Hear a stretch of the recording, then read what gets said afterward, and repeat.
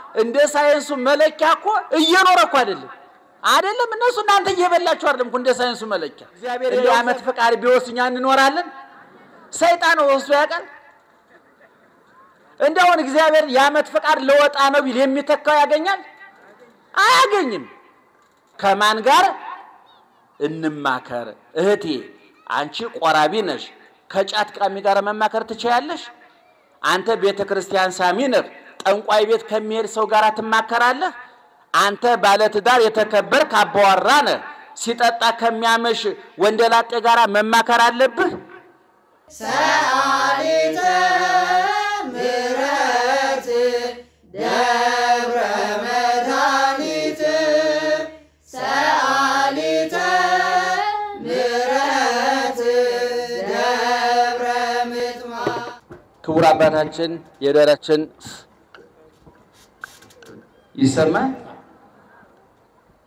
ይሰማል ክቡር አባታችን የደብራችን ዋና አስተዳዳሪ ካህናት እግዚአብሔርን ብላችሁ ይቅርታውን ቸርነቱን አምናችሁ ከቅድስት ድንግል እናቱና ከቅዱሳን ባለሟሎቹ የሚገኘውን ጥበቃና ምልጃ ተስፋ አድርጋችሁ በዚህ ቦታ የተሰበሰባችሁ ወገኖቻችን እንዴት ዋላችሁ እንዴት አመሻችሁ እንዴት ቆያችሁ በየጊዜው በየቦታው በየምክንያቱ የሚመክረን የሚያስተምረን የጥበብና የምስጢር ባለቤት አባታችንም አምላካችንም እግዚአብሔር ክብርና ምስጋና ይግባው ጆሮአችሁን ይክፈት አንደበታችን ይፍታ በመላ በግምት በይመስለኛል በሳይሆን አይቀርም የግል ሐሳባችን እንዳናፈስባችሁ ጆሮአችሁን ይጠብቅላችሁ አንደበታችንንም ይቆጣጠርልን እግዚአብሔር እንግዲህ ሰዓቱን ለማመጣጠን ያህል በጊዜ ወደ የቤታችን እንድንገባ እንግዲህ መንገዱም ትራንስፖርቱም ሁሉም ነገር በጊዜ ሲሆን ጥሩ ነውና እኔ በማሳጠር ተባበራችኋለሁኝ እናንተ ደግሞ በደንብ በመስማት ጆሮአችሁን ከፍታችሁ በመስማት ተባበሩን እግዚአብሔር በመካከላችን ይገኝ ምክር በሉ እስኪ ምክር ነው ምክር ሰናይት በሉ ምክር ጮክ በሉ አይዟችሁ ምክር ሰናይት ለኩሉ ዘይገብራ ምክር ሰናይት ለኩሉ ዘይገብራ ምክር ለሚያደርጋት ሁሉ መልካም ናት በጎ ናት የትምህርታችን መሪ ርዕስ ነው ካጠር እንዳንወጣ ትዝ ያለን እንዳንናገር ከእግዚአብሔር ቃል እንዳናፈነግጥ ከፊት እየመራ የሚያስተካክለን የእግዚአብሔር ቃል ነው ቃሉ የሚገኘው በመዝሙረ ዳዊት 110 ወይም በቅንፍ 111ኛው ላይ ነው የሚገኘው የዚህ ቃል ባለቤት እግዚአብሔር ነው ቃሉ ወደኛ እንዲደርስልን በመንገድነት ያገለገለው ባድራሽነት ያገለገለው ደግሞ ቅዱስ ዳዊት ነው ዳዊት የዋህ ቀና ደግ ታዛዥ ምናልባት ለጽድቅም ሆነ ለኃጢያት ለርኩሰትም ሆነ ለቅድስና ለትልቅ ክብርም ሆነ ለመጨረሻው ውርደት የበቃ እግዚአብሔር እንደ ልብ ያለ ሰው አገኘው ብሎ ያመሰገነው በቅንነቱ በየዋህነቱ እግዚአብሔር ያመሰገነው ወረከብኩ በሰም የመነ ዘከመ ልቤ እንደ ልብ ያለ ሰው ምርጥ ሰው አገኘው ብሎ እግዚአብሔር የመሰከረለት ከታች 2-3 በጎችን በብትር ይጠብቅ የነበረ ሜዳ ለሜዳ ከበጎች ጋራ ሳር ሲያግጥ ውሃ ሲያጠጣ በጎቹን ከተኩላ ከቀበሮ ሲጠብቅ ይውል የነበረ በከፍተኛው ደረጃ ደግሞ በበጎቹ ፋንታ ህዝበ እስራኤልን በበትሩ ፋንታ በትረ መንግስት በሜዳው ፋንታ ቤተ መንግስት ገብቶ ትልቁን የስልጣን ደረጃም የመጨረሻውን የድህነት ጥግም ያየ ከላይ እስከታች ለክብርም ሆነ ለውርደት ለከፍታም ሆነ ለዝቅታ ባይድ ያልነበረ ወርቆ ስለመነሳት ረክሶ ስለመቀደስ ጠፍቶ ስለመገኘት ከብሮ ስለመዋረድ ሙሉ አፉን ሞልቶ መናገር የሚችል በመድር ላይ 70 ዓመት የኖረ ከ70 ዓመት 40 ዓመቱን በንግስና በንጉስነት ያሳለፈ በቤተ ክርስቲያናችን ደግሞ የዘመራቸው መዝሙራት የማይገቡበት እንደጨው በአገልግሎታችን ሁሉ ጠብ ያደረግን የምንጠቀምበት ትልቅ ንጉስ ነው ዳዊት ማለት ነው። ዳዊት በጥቅሉ 150 መዝሙር ዘምሯል። እንግዲህ ኋላ መጽሐፍ ቅዱስን አጠናን ያሉ ሰዎች ተመራመርን ያሉ ሰዎች አንዳንዶቹ መዝሙሮች በዳዊት ስም ይጠሩ እንጂ የሌሎቹም ሰዎች ድርሰት አለበት የሚል አስተያየት የሰጧሉ። ዙሮ ግን 150 ዳዊቱም ከዳዊት አንደበት ሊወጣ የሚችል ወጥ የሆነ በስነ ጽሑፍ መመዘኛው በኪነ እንደው የስነ ጽሑፍ ሰዎች እንኳን ቢለኩት የስነ ጽሑፍ መመዘኛ የሚያሟላ የእግዚአብሔር ቃል ነው። በቤተ ክርስቲያን አገልግሎት ውስጥ የዳዊት መዝሙር የማይገባበት ቦታ የለም። ምእመናን ሁሉም ቦታ በቅዳሴያችን ውስጥ አለ፣ በሰዓታታችን ውስጥ አለ፣ በማይሌታችን ውስጥ አለ። ክርስትና ስንነሳ፣ ስናገባ፣ ስንሞሸር፣ ስንሞት፣ ስንቀበር፣ አግብተን ስንሞሸርም ሙተን ስንቀበርም የምንታጀበው በዳዊት መዝሙር ነው። በ40 በ80 ቀናችን ክርስትና ስንነሳም የምንታጀበው በዳዊት መዝሙር ነው። 365 ቀን በሙሉ ቅዳሴ በሚቀደስባቸው አብያተ ክርስቲያናት ሁሉ ከወንጌል በፊት 3 መስመር የዳዊት መዝሙር ይዜማል። ደህና መሻችሁ? በደንብ እየሰማችሁ ነው? በደንብ ስሙኝ። ስለዚህ ቅዱስ ዳዊት በቤተ ክርስቲያናችን ትልቅ መዝሙረ ዳዊት ትልቅ መጽሐፍ ነው። ዳዊትም ትልቅ ሰው ነው። ማን አክብሮታል ብያችኋለሁ? እግዚአብሔር አክብሮታል። የሚገርመው ነገር በ150 የዳዊት መዝሙር ያልተነገረ የሐዲስ ኪዳን ትንቢት የለም።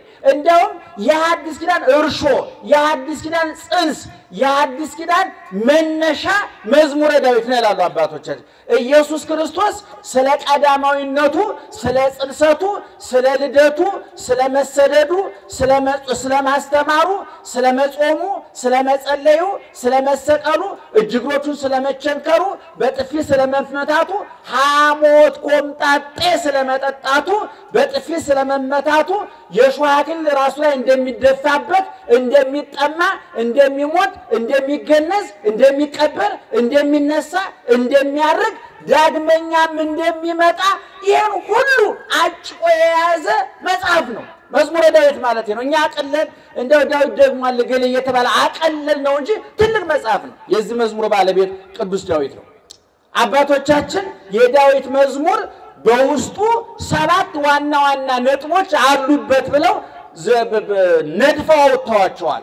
150 መዝሙር ቢበተንና ቢተነተን በ7 ርዕሶች ይጠቃለላል ብለዋል። አንደኛ ፍቅርን ይሰብካል፣ ሁለተኛ ሃይማኖትን ይሰብካል፣ ሶስተኛ ትህትናን ይሰብካል፣ አራተኛ ተስፋን ይሰብካል፣ አምስተኛ የኃጢአት ይቅርታን ይሰብካል፣ ታምኖ አጣው ኃጢአተኝነትን ማመንን ይሰብካል፣ ስድስተኛ የኃጢአትን ይቅርታ ይሰብካል፣ ሰባተኛ መረዳዳት ዘረውሃ በለለ መረዳዳትን ይሰብካል። ስንት ነገር አልኳችሁ? ደህና ዋላችሁ? ስንት አልኳችሁ? 7 ነገር አለበት። ዋናዎቹ ያልኳችሁ ልብ አድርጉ ምእመናን። ዋናዎቹ ነጥቦች እኔ እንዲያው ምእመናን በጣም ከይቅርታ ጋራ ምናልባት ምን አይነት ጸሎት እንደምትጸልዩ ዝርዝሩ መረጃው የለንም፣ ግን እንዳው በቀን አንዳንድ መዝሙር ምናልባት 10 20 30 ድገሙ አንላችሁም። እንኳን እናንተ እኛም ካህናቱ ትጥቅፈተና እውነቱን ለመናገር በደንብ እየጸለይን አይደለም። አለመጸለያችን በምን ይታወቃል? በየቤታችን ዙራችሁ አላያችሁንም። በውጤቱ ይታወቃል። የሚጸልይ ሰው እንደ አይነት መከራ፣ እንደ አይነት የችግር ዶፍ፣ እንደ አይነት የመከራ ዶፍ አይወርድበትም።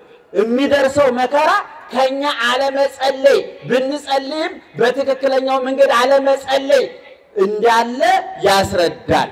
እና ቅዱስ ዳዊት ቅድም እንዳልኳችሁ እንዲያው እኔ ገንዘቤ መቅኖ አጣ፣ ትዳሬ መቅኖ አጣ፣ ፍቅር አጣው፣ ሰላም አጣው፣ እሰራለሁ አይጠራቀምልኝም፣ ሲይዘው ያመለጠ፣ ስሰበስበው እየተበተነ፣ ገንዘቤ ተነነ በነነ እያላችሁ የምትጨነቁ ሰዎች፣ ትዳራችሁ ውስጥ ሰላም ያጣችሁ ሰዎች፣ መደማመጥ የተሳናችሁ ባልና ሚስቶች፣ አሰሪና ሰራተኞች ብቻ በየመስኩ በርና ግቢ የሸፈኑ ብዙ አይታል ብዙ ችግር አለ ይሄን ለማስወገጃ ብቸኛው መንገዱ መዝሙረ ዳዊት ነው ደህና መሻችሁ ብቸኛው እኔ እንደዚህ ብላችሁ በየአጥማቂው በየካህኑ እንደው እንዲኮነ ያይነ ጥላ የምንትስ ያለ ከምትሰቃዩ ሰው ሳታስቸግሩ ራሳችሁ መፍትሄው እጃችሁ ላይ አለ የዳዊት መዝሙር ነው መፍትሄ ስራይ የሚፈታ በሽታን የሚበትን ችግርን የሚበትን እንባን የሚያብስ ቁስልን የሚፈውስ ስብራትን የሚጠግን ጉድለትን የሚሞላ ምስጋና አለበት አድናቆት አለበት እምነት አለበት የሌለበት ነገር የለም መዝሙረ ዳዊት ልመና ከፈለጋችሁ ንጹህ ልመና አለበት ምስጋና ከፈለጋችሁ ንጹህ ምስጋና አለበት ታሪክ ከፈለጋችሁ ንጹህ ታሪክ አለበት መደነቅ ከፈለጋችሁ አድናቆት አለበት የዳዊት መዝሙር ምእመናን የሌለው ነገር የለም ነው ያልኳችሁ ያለው ስለዚህ መዝሙረ ዳዊትን ኦርቶዶክሳዊ ተዋሕዶ ቤተክርስቲያን በአገልግሎቷ ሁሉ ጣልቃ አስገብታ ትጠቀምበታለች ቅድም ተናግሬያለሁ የማይገባበት ቦታ አለ ብያችኋለሁ ሁሉም ቦታ ይገባል ብያችኋለሁ አይደል ክርስትና ስንነሳ መዝሙር 50 ወመንፈሰከ ቅዱስ ይታውጽም ላይሌ መንፈስ ቅዱስን ላክልኝ የሚል ዛሬ ያለ ስንሞትም ግቢ ነፍሴ ውስጥ ረፍትኪ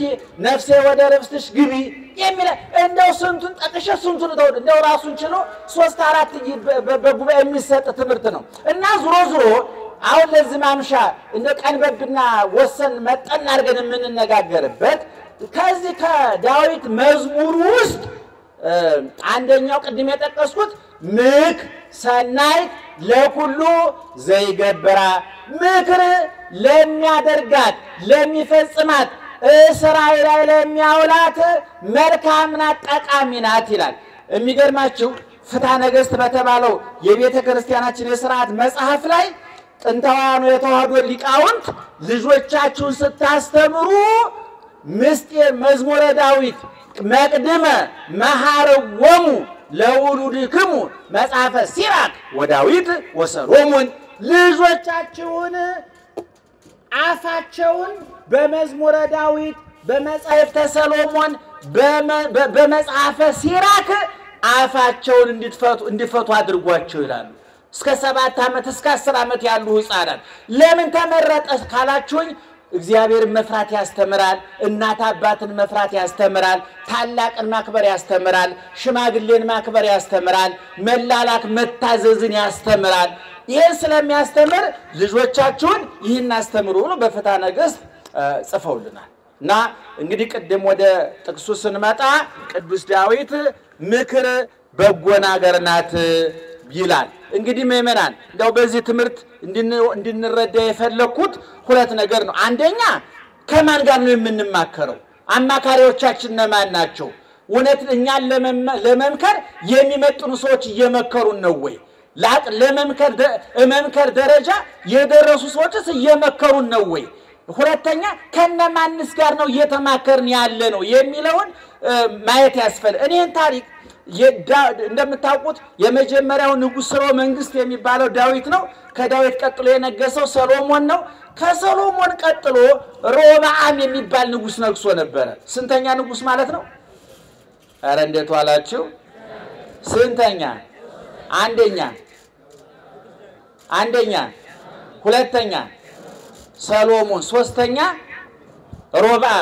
ሮብዓም ለዳዊት ለሮብዓም ምኑ ነው ማለት ነው አያቱ ማለት ነው ሰሎሞን ለዳዊት ምኑ ነው አባቱ ማለት ነው እነዚህ በተከታታይ የነገሱ ናቸው የእስራኤል ነገስታት ናቸው መቼም በክርስትናችን ውስጥ ስለ እስራኤል ሳንናገር ማለፍ አንችልም እስራኤል በእውነቱ ዓለም ያልከፈለው ብድር የእስራኤል ብድር አለበት እስራኤል ባለው ለክርስትና ለብሉይ ኪዳን ለሐዲስ ኪዳን ባለውለታዎች ናቸው እስራኤላውያን ባይኖሩ እስራኤል ባትኖር ብሉይ ኪዳንም ሐዲስ ኪዳንም ማርያምም ክርስቶስም የሚባል ነገር የለም ነበር እውነቱን ለመናገር የሚገርማችሁ ከ66ቱ የሐዲስና የብሉይ ኪዳን በጥቅሉ መጽሐፍ ቅዱስ ወደ 64 የሚሆነውን የጻፉት እስራኤላውያን ናቸው ነቢያት በጠቅላላ ሐዋርያት በጠቅላላ እመቤታችንን ጨምሮ ከፍም ሲል ክርስቶስ እስራኤላዊ ነው። ብዙዎቹ እስራኤል የሚባል ሀገር ባይኖር ሕዝበ እስራኤል የሚባል ሕዝብ ባይኖር ኑሮ ሐዲስ ኪዳን ብሉይ ኪዳን አጠቃላይ ክርስትና የሚባል ሃይማኖት አይኖርም ነበር። እነ ዳዊት እነ ሰሎሞን እስራኤላውያን ናቸው። እነ ሮብዓም እስራኤላውያን ናቸው። ምናልባት ዛሬ ሰዎች ታሪክና ፖለቲካ እየተምታታባቸው በእስራኤል የሚፈጸመውን በፊልስጤም የሚፈጸመውን አንዳንድ ጉዳይ እያዩ ሰዎቹን ሲሳደቡ ሲራገሙ ሰማለሁ። እኔ እውነቱን ለመናገር ፖለቲከኞች ሊያጠፉ ይችላሉ፣ መሪዎች ሊሳሳቱ ይችላሉ። ያ ህዝብ ግን ለዓለም ስልጣኔ፣ ለዓለም ሃይማኖት፣ ለዓለም ክርስትና ሌላው ቀርቶ ለእስልምናውም ቢሆን ውሃ ልኩና መሰረቱ የተጣለው በእስራኤላውያን እውነቱን ለመናገር እና ዳዊት ቅድም እንደልኳችሁ የመጀመሪያው የእስራኤል ንጉስ ነው። ቀጥሎ ሰሎሞን ነው። ቀጥሎ ሮብዓም ነው። እና ሰሎሞን ከሞተ በኋላ ባጭሩ ሮብዓም ነገሰ። ስንተኛው ንጉስ እያልኳችሁ ነው? ሶስተኛው ንጉስ። እና እስራኤላውያን ልክ ሮብዓም ሰሎሞን ሲሞትና ሮብዓም ሲነግስ እስራኤላውያን ሽማግሌ መረጡና ከትልልቆቹ ነገር አዋቂዎች ታሪክ የጠገቡ ምራቅ ያወጡ ማስረዳት የሚችሉ ትልልቅ ሽማግሌዎች ተመርጠው ወደ ሮብዓም መጡ። ለምን ነው የመጡት? ሮብዓምን ለማስገንዘብ ነው። መጥተው ምን አሉት? እባክህ አባት ሰሎሞን አገዛዙ ጸንቶብን ነበረ፣ ግብርም አብዝቶብን ነበረ። እባክህ አንተ ልጅ ነህ፣ ወጣት ነህ፣ አገዛዙን አቅልልን፣ ግብርም ቀንስልን። ያንን ካደረክልን ሰጥለጥ ብለን እንገዛልሃለን ብለው ነገሩት። ደህና መሻችሁ። እነማን ናቸው? ለማን ነው? ለንጉሱ ለወጣቱ ማለት ነው። ከዛ ሮብዓም ይሄንን ጉዳይ ከ3 ቀን በኋላ ተመለሱ፣ መልሱን ነግራችኋለሁ አላችሁ። አሁን ሮብዓም እነዛን ሸኘና በቤተ መንግስቱ 2 አይነት ሰዎች አሉ። ግማሾቹ በአባቱ በሰሎሞን በአያቱ በዳዊት ዘመን የነበሩ እድሜ የጠገቡ መከራ የሚያውቁ ፈተና እንደሚታለፍ የሚያውቁ የሀገር አመራር ጥበብና ብልሃት ያላቸው ልምድ የቀሰሙ ሽማግሌ ሰዎች አሉ በቤተ መንግስቱ። እነሱን ጠራና እባካችሁ የእስራኤል ሽማግሌዎች እኮ ተሰብስበው መጥተው አባት ሰሎሞን አገዛዝ አጽንቶብናል፣ ግብር አብዝቶብናል፣ አስተዳደሩ በደል አድርሶብናል። እባክህ ከአባት ተሽለ ተገኝና አንተ አገዛዙንም አቀልልን፣ ግብሩንም ቀንስልን፣ አስተዳደሩንም አስተካክልልን አሉኝ ብሎ ነገራቸው። ለነማን የነገራቸው? ለሽማግሌዎቹ፣ ለትልልቆቹ፣ በእድሜም በልምድም በእውቀትም ለሚበልጡት ማለት ነው። ሽማግሌዎቹ ምን ብለው መከሩት? ሲገዙ ይገዙ ነው፣ እሺ በላቸው።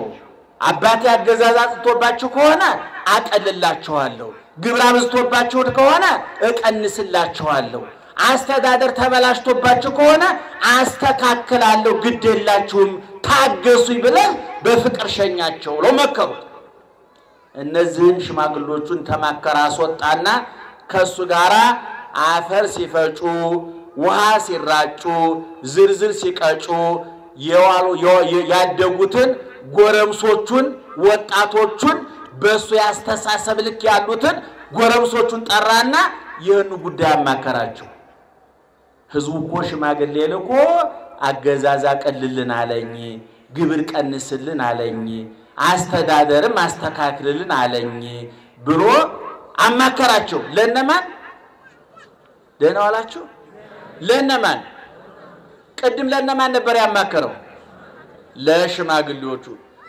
አሁን ወጣቶቹ ምን ይሉታል? እንዴ አንተ ወጣት መሪ ነህ፣ ስልጣን በእጅ ነው፣ ኃይል በእጅ ነው፣ ወታደር በእጅ ነው፣ ሁሉን ነገር ማድረግ ትችላለህ። ሰጥ ለጥ ብላችሁ ተገዙ። ይቺ ጣቴ ያለ ይታያችኋል። ምንድናት ይቺ? ትታያቸዋለች። ምንድናት? ይህች ጣቴ አለ እያሳየ ለነሱ ይህች ጣቴ ከአባቴ ወገብ ተወፍራለች። አባቴ በጅራፍ ገርፏችሁ ከሆነ እኔ በጊንጥ በብረት ጅራፍ ገርፋችኋለሁ። ውጡ ብሎ ውጡ በልና አበራቸው። ስንት ሰው አማከረ? አቤት እስኪ አባቴ የትኛው ምክር ነው ጥሩ? እርሶ አቤት የቱን ቢሰማ ያዋጣው ነበር? ጮክ ብላችሁ ንገሩኝ። አረ ጮክ በሉ። የነማንን? የሽማግሌዎቹ። በኋላ እሱ ገና ጎረምሳ ነው፣ ሩጦ አልጠገበም። የጓደኞቹን ሰማ። በኋላ እነዛ የእስራኤል ሰዎች በሶስተኛው ቀን መጡ። በሶስት ቀን ቀጥረህን ነበር፣ የለመንህን ልመና እንዴት አደረክልን ብለው ጠየቁ። የጎረምሳው ወጣቱ ከጎረምሶቹ ጋር ተማክሮ ከወጣቶቹ ጋር ተማክሮ ወጣቶቹ ያሉትን ገና ሩጦ ያልጠገቡ ዘለው ያልጠገቡ አይምሯቸው ያልበሰለ በመከራ ያልተፈተኑ በልምድ ያልተፈተኑ ምንም አይነት ልምድ የሌላቸው ጎረምሶች የመከሩትን ምክር ለተከበሩት የእስራኤል ሽማግሌዎች መለሰላቸው። እናንተ ፌዘኞች ናችሁ፣ ቀልደኞች ናችሁ። አባቴ ደግሞ መች ገዛችሁና ምን አይታችሁ ከሱ በበለጠ ሁኔታ ረግጬ ገዛችኋል። ይህች ጣቴ ከአባቴ ወገብ ተወፍራለች። ወጣት ነው ልጅ ነው ብላችሁ ከሆነ እንዳትሞኙ። አባቴ በጅራፍ ገርፏችሁ ከሆነ እኔ በጊንጥ በብረት አለንጋ እገርፋችኋለሁ።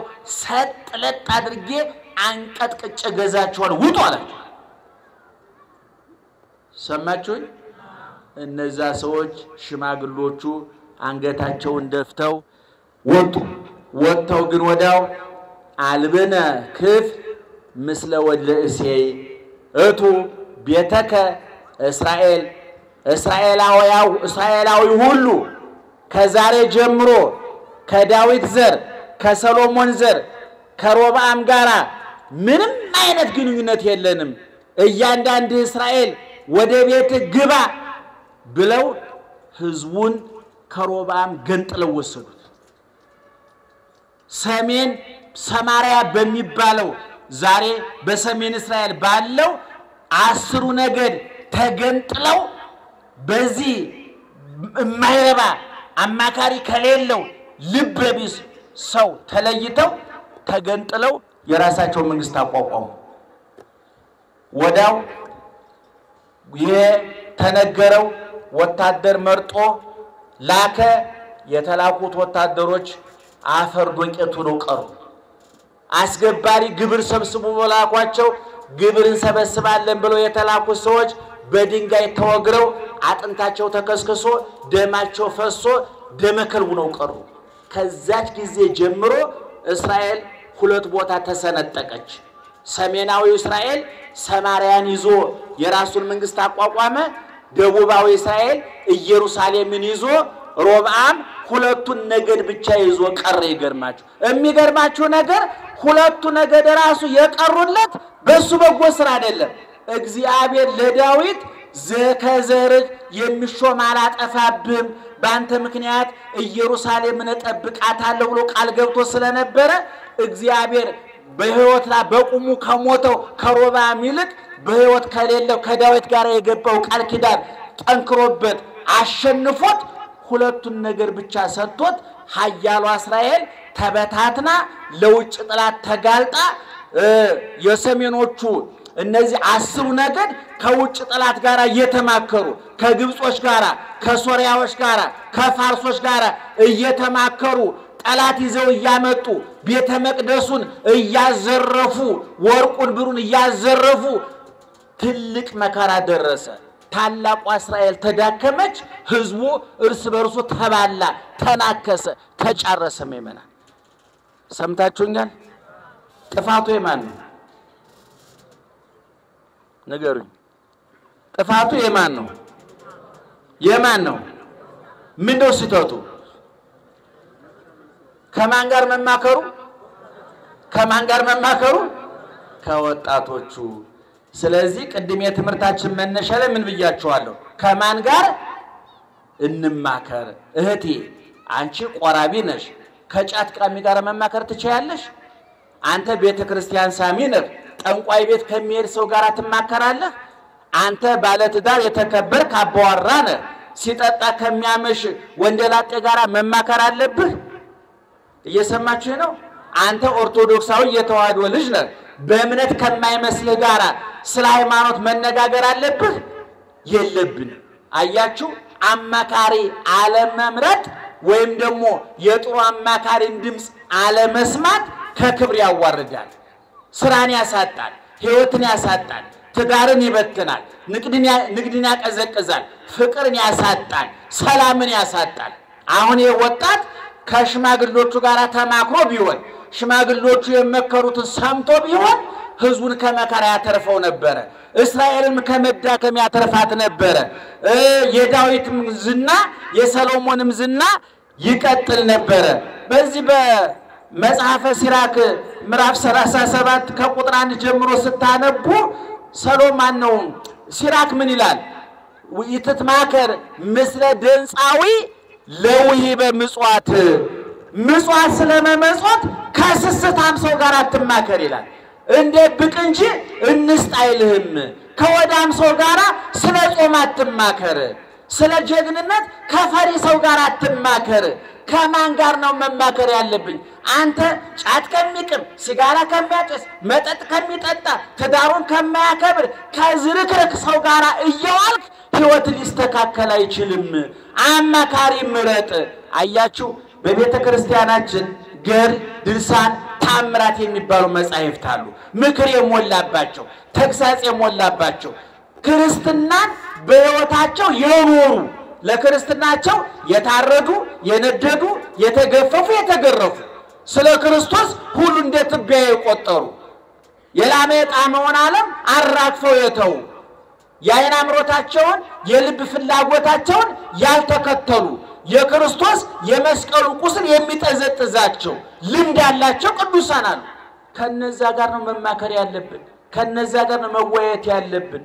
ስለዚህ በዚህ በመጽሐፈ ቅዱስ ጳውሎስ በዚህ በቆሮንቶስ 15:32 ላይ መልካሙን ጠባይ መጥፎ ባልንጀርነት መልካሙን ጠባይ ያጠፋል ይላል። መጥፎ ባልንጀርነት መልካሙን ጠባይ ምን ያደርገዋል? ያጠፋዋል። እንደው እዚህ ውስጥ ያላችሁ ልምድ ያላችሁ እንደው በጓደኞቻችሁ ምክንያት ጫት የለመዳችሁ የላችሁም? በጓደኞቻችሁ ምክንያት ሲጋራ የለመዳችሁ የላችሁም? በጓደኞቻችሁ ምክንያት ውጭ እያመሻችሁ እያደራችሁ እናት አባታችሁን ያሳዘናችሁ የላችሁም? በጎረቤቶችሽ ምክንያት ባልሽን ከጎረቤቶች ምክንያት ሚስትን ያሳዘንክ ሰው የለም? ስለዚህ ከማይመስላችሁ ሰው ጋራ አትማከሩ።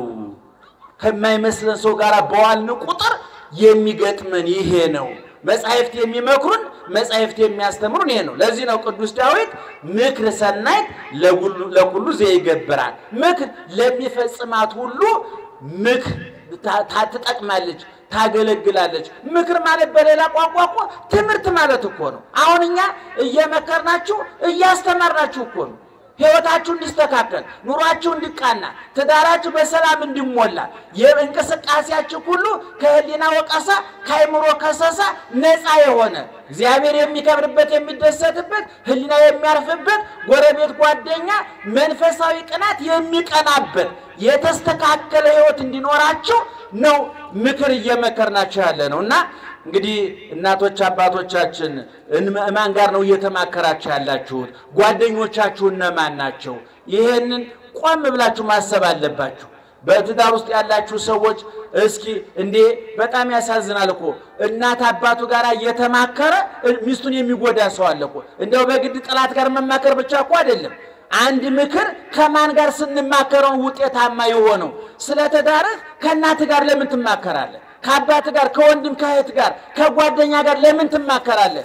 አንተ የቅርብ ገመናን የምታውቀው ውስጥህን የምታውቀው ብትታመም ሐኪም ቤት ብትታሰር ፖሊስ ጣቢያ ብትሰደድ ስንቅህን ይዛ የምትከተል ሚስት ናት።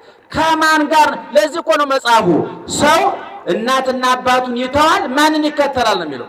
ሚስቱን ይከተላል ነው የሚለው። እናትና አባት ድርሻ አላቸው። እናትና አባትህን አክብር ተብሏል። ልክ ነው እናትህን እርዳ ጦር ተብሏል የአባት እርግማን መሰረትን ያፈርሳል ይላል ዘመን እንዲረዝም እናት አባትን አክብር ተብሏል መከበር አለባቸው ነገር ግን ማማከር በሌለባቸው ቦታ እናማከራለን ሲሉ ግን ረፉ ማለት አለባቸው ማየ አንቺና ባለቤትን ከኔ በላይ አታውቃትም አባዬ ከኔ በላይ አታውቃትም ምክንያቱም እኛ የተዳር ብዙ ምናስተምረው ስላለ አንዱ ችግር ይስሮነ አማካሪ ባለመምቀጥራቸው ከማን ጋር እንማከር ማን ይምከረን የሚለውን አጥንተን ስለማናውቀው ትዳራችን አደጋ ላይ ይወርቃል ገንዘብ ሳናጣ ጤና ሳናጣ ልጅ ሳናጣ ቤት ሞልቶ ተትረፍፎ በአማካሪ ምክንያት የተበተነ ትዳር የተበላሸ ጓደኝነት የተጣመመ ጉርብትና አይተን እናውቃለን ስለዚህ ከወጣቱ ከሮብዓም መማር ያለባችሁ ልምድ ካላቸው ተማከሩ በእድሜ የሚበልጧችሁ በእምነት ከናንተ የተሻሉ እኛውን በቤተ ክርስቲያናችን እኛ ገና ዳዴ የምንል መምህራን ከኛ የተሻሉ ጸሎት የሚጸልዩ ዳዊት የሚደግሙ እግዚአብሔርን ቀምሶ ያዩ ብዙ አባቶች አሉ ከነሱ እንማከራለን ለእናንተ ስለማንናገር ነው ጸልዩልን እንላቸዋለን ሰላም ለኪ ድገሙልን እንላቸዋለን ምክንያቱም በእድሜ የሚበልጡናል በእውቀት ይበልጡናል በእምነት ይበልጡናል በበጎ ስራ ይበልጡናል ከነሱ ጋር ስንማከር የበለጠ ጠንክር እንወጣለን የበለጠ በርትተን እንወጣለን አዲስ ሯጭ ልምድ ካለው ሯጭ እኮ ልምድ ይጠይቃል አይደል እንዴት አድርጋ አሸነፍ ልምምድ እንዴት ነው የምሰራው ነገሩ የኛ ሀገር ሰው ጠማማ ነው ልምዱን ያካፍልም እንጂ ብዙ ልምድ ይከፈላል ከናንተ በፊት ከነበረው ሰው ታላቅ እህትሽ ለታናሽ እህቷ ምንድነው የምትመክራት ታላቅ ወንድም ለታናሽ ወንድ ምንድነው የሚመክረው እኔ እንደዚህ በዛ አልፌ ነው ውጤታማ የሆንኩት አንተን በርታ ጠንክር ብሎ ያሳያል ወይ ይሄ ቅድም በተናገርኩት መሰረት ከማን ጋር እንደምንማከር ማወቅ አለብን የመከረን ያስተማረን የአባቶቻችን አምላክ ክብርና ምስጋና ይግባው እግዚአብሔር ሀገራችንን ሰላም ያድርግልን ህዝባችንን ሰላም ያድርግልን ዛሬ ቤተክርስቲያን ያደረሰው አለ እስኪ ቤተክርስቲያን ማህሌት ያደራቸው አጨብጭቡ እስኪ ያላደራችሁ አቤት ደሞ በልብ ሙሉ ነው የምታጨበጭቡት እንደገርማችሁ ጀግኖች እንደው ይሄ ነው እኔ በወረት በዚህ ዘመን ነውር አፍን ሞልቶ የሚያስወራ አንዳንድ ሰዎች ተፋተን ብሎ በትል ቀርበው ያወራሉ ይገርማቸዋል አፍን እንደው አንገት ደፍቶ የሚያስለው ጉዳይ ላይ ያሱ አሁን ካደሩት ይልቅ እናንተ ናችሁ ሞቅ አርጋችሁ ያጨበጨባችሁ ጀግና ደግ አርጋችኋል ደና መሻችሁ የሚገርማችሁ የጊዜ ባለቤት ማን ነው እንዲመሽ እንዲነጋ ክረምትና በጋውን የሚያፈራርቅ ማን ነው እግዚአብሔር በቤተ ክርስቲያናችን አሁን ይሄን ሰሞን ዘመነ ጽጌ ይባላል ያበባ ወቅት ነው ምናልባት አዲስ አበባ አይታወቅም እንጂ በገጠር ያደጋችሁ ታቁታላችሁ አሁን አተሩ ባቄላው በቆሎ የሚደርስበት ገበሬ ከላይ ውሃ ከታች ውሃ በጭቃ በራብ ሲጠበስ ክረምቱን አሳልፎ አሁን እህል ደርሶ አትኩራ ገብስ አይዟቸው ከአሜሪካ ከመምጣታቸው ኢትዮጵያ ነበራችሁ አይደል ዱሮ አትኩራ ገብስ ጎመን ባወጣው ነፍስ ገጠር ያደጋችሁ ሰዎች በሐምሌ እንጀራ በሰፌድ ሲቀርብ ታስታውሳላችሁ ጎመኑ ምን ይሆናል ይቆላል እንጀራስ እስር ነች አትታይም እንጀራ የለም በእውነቱ የኢትዮጵያ ገበሬ እኮ ሰማዕት ነው እውነቱን ለመናገር እኔ እውነቴን ነው ማለት እኔ አሁን እንደ ሳይንሱ መለኪያ እኮ እየኖረ እኮ አይደለም እነሱ እናንተ እየበላችሁ አይደለም እንደ ሳይንሱ መለኪያ እንደው እግዚአብሔር በቸርነቱ ያኖረን ነው እንጂ ይሄን ለማግኘት ከዚህ በላ አሁን ደግሞ ይገርማቸዋል ምግብ የለም መረጃው በዛ አውደ የገባ ነው አሁን ድሮኛ ከስጋ ምን ጥቅም እንደሚገኝ ከወተት ምን ጥቅም እንደሚገኝ የለም ማናውቅም ነበር ስጋ ግን ሞልቶ ነበር ዛሬ ስለ ስጋ የሰበሰበው መረጃ 10 በሬ ይገዛል ይገርማል ግን ስጋው የለም ወተቱ የለም አሁን ገበሬ ጠንካራ ነው ወተቱስ ካልሽየም እንዳለ ከተማ ያውቃል ወተት የለው ገበሬ ካልሽየም እንዳለ ያውቅ ወተት ሞልቶታል ይገርማ መረጃ ለዚህ እቃው የለም አገር ቤት መረጃ የለም ወተቱ አለ እና ይሄን ሰሞን መሬቱ አረንጓዴ በቤተ ክርስቲያን እግዚአብሔር መመናን በእግዚአብሔር የዘመን አምላክ ነው ብያቸዋለሁ። እኔ የኢትዮጵያን ቤተክርስቲያን እንደው የሚያጠና ቁጭ ብሎ የሚያጠና ቢገኝ እንዴት አይነት ውብ ቤተክርስቲያን እንደሆነ በየዘመኑ አሁን ይሄን ሰሞን ለዚህ ሰሞን የተመደቡ መዝሙሮች አሉ። አሁን ይሄን ሰሞን ደመናው የሚገፍበት አሰርገው ሰማይ በከዋክብት ወለ ምድር በስነ ጽጌያት ሰማዩን በከዋክብት በፀሐይ በጨረቃ አስዋብከዋል። በክረምት ፀሐይ ጨረቃ ከዋክብት አሉ ወይ? አዋሉ። ነገር ግን ጉም ይሸፍናቸዋል፣ ደመና ይሸፍናቸዋል። አሁን በመስከረም ግን ደመናው እየጠራ ጉሙ እየገፈፈ ከዋክብቱ ጨረቃው ቁልጭ ብሎ የሚታይበት ወቅት ነው። ምድሩ ደግሞ ይሄ የደፈረሰው ውሃ የሚጠራበት እንደው ምን ይባላል በገጠር በጥቅምት እንኳን ከውጡ ውሃው ይሰባል ይባላል። ደህና ዋላችሁ? አይዟችሁ የከተማ ውሃ ይሰባል። በቧንቧ ነው የሚመጣው፣ ለዛውም በዝገት ቧንቧ ነው የሚመጣው። እሱ ተውት። ይሄን ገጠር ያለ ውሃው ይሰባል። ኩልል ብሎ ሲታይ ውሃው ራሱ ሲጠጣ ህይወት ነው። ይገርማችኋል። እና አሁን ይሄን ሰሞን የሚዘመረው መዝሙር በቤተ ክርስቲያን አበባውን ሰማዩን በከዋክብት ያስጌጥ ምድሩን በአበባ ያስዋብ እንዴት አይነት ድንቅ አምላክ ነው ያለህን 24 ሰዓት ስራ የማትፈታ በእውነቱ ምእመናን አንድ ጥያቄ ልጠይቃችሁ። እግዚአብሔር የዓመት ፈቃድ ወስዶ ያውቃል? እስኪ ንገሩኝ። ወስዶ ያውቃል? አቤት እግዚአብሔር የዓመት ፈቃድ ቢወስኛ እንኖራለን? ሰይጣን ወስዶ ያውቃል? እንደውን እግዚአብሔር የዓመት ፈቃድ ለወጣ ነው ቢል የሚተካው ያገኛል? አያገኝም። ሰይጣን የዓመት ፈቃድ ቢወጣ የሚተካው ያገኛል? አያገኝም። ሞልተናል እንዴ አለን። እኔ ጃውጣ በራሱ እኔ ሰውት እንዴ ሰይጣን የሚያስነቁ ጉዶች አሉ አይደል እንዴ? አረ ሰይጣን በስንት ጣይሞ የሚባሉ አረመኔዎች በእውነቱ እንደው ሲፈጠሩኛ ተጠይቀን ቢሆን እኮ አይፈጠሩ ነበር እኮ ነው። እርግማኖች ሰዎች አሉ፣ ቆሻሾች ሰይጣን የሚያስንቁ ክፉ ሰዎች አሉ። እግዚአብሔር ግን የዓመት ፈቃድ አይወጣም። ለምን መሰላችሁ? አንደኛ አይደክሙም፣ ሁለተኛ ማንን ተክቶ ይውጣ? ማን ይታገሳል እንደሱ? አሁን እሱ እንደው ለ5 ደቂቃ ስልጣን ቢሰጣችሁ እናንተ እኛም በድንጋይ ወግራችሁ አትገሉንም? እነዚህ ናቸው እንደሚሰብኩን ብላ በእግዚአብሔር አይን ብታዩን እኮ በድንጋይ ወግራ ትጨርሱን ነበር። ግን እግዚአብሔር ሞኛር ለእናንተ ስልጣን ሰጡኛና ያስወግርም። ይገርማችኋል። እኛ ራሱን ያው ለ5 ደቂቃ የእግዚአብሔር ስልጣን ቢሰጠኝ እያንዳንዱ በሳጋይተ ነበር፣ ተቃጥለን የላችሁም ነበር። ነገር ግን ሁላችንም ስልጣኑ ያለው ማን እጅ ነው? ማን እጅ ነው? እግዚአብሔር እጅ ነው። ከለታት አንድ ቀን ይላል አባቶቻችን ጴጥሮስ ጌታን በጣም ከመውደዱ ጌታዬ እንደው ለመሆኑ ትተኛለህ ብሎ ጠየቀው ይላሉ አባቶቻችን። እተኛለሁ አልተኛም አላለውም። አንድ ውሃ በዋንጫ በጽዋ ውሃ ሞላና ወይን ሞላና ያዛለው ጴጥሮስን ይዞ ቁጭ አለ። ተቀመጠ ሰለቸው። ጴጥሮስ እንቅልፍ ይዞት ልማለና ሲተኛ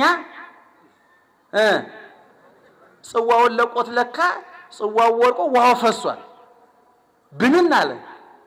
ጌታዬ ጽዋ ምልጦኝ ውሃው ፈሰሰ። እኔ እንቅልፍ ቢወስደኝ ኑሮ እንዳንተ ዓለም እንዲሁ ነበር።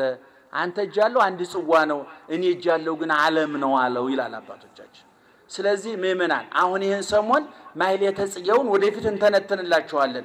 እያንዳንዷን ቅዱስ ያሬድ ኢትዮጵያዊ ስለሆነ በኢትዮጵያ ደህና ደሩ እንደገና አንድ አዲስ ጀመርኩኝ። ደህና ደሩ